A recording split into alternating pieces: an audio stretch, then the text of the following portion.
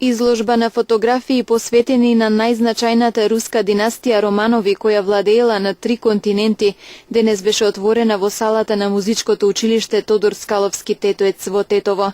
На изложбата која организираше Друштвото за македонско-руско пријателство од Тетово, беа поставени портрети на членовите на династијата, како и фотографии од нивните палати.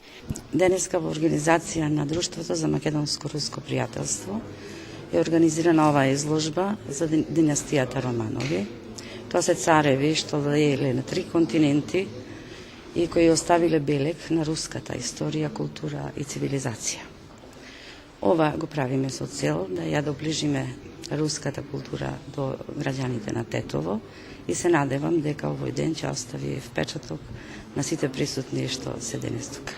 Изложбата имаше за цел да ја доближи руската историја до македонскиот народ. Тетовци покажаа голем интерес да ги погледнат изложените фотографии, но и да слушнат повеќе информации за последната голема руска династија Романови, која владеела од 1613 година до 1917 година. По избувнувањето на октомвриската револуција во Русија, последниот руски цар Николај II бил погубен заедно со неговото семејство.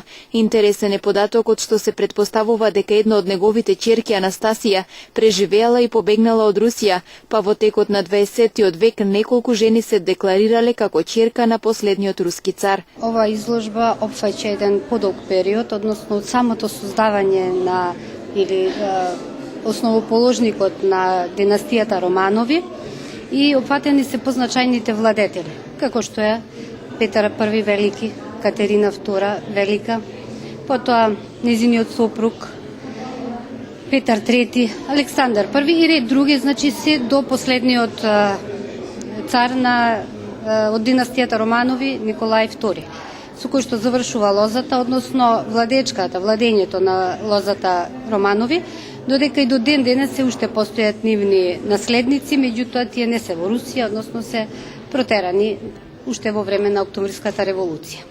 На денешната изложба во Тетово, посветена на последната руска династија Романови, присуствуваа и представници од амбасадата на Руската Федерација во Република Македонија.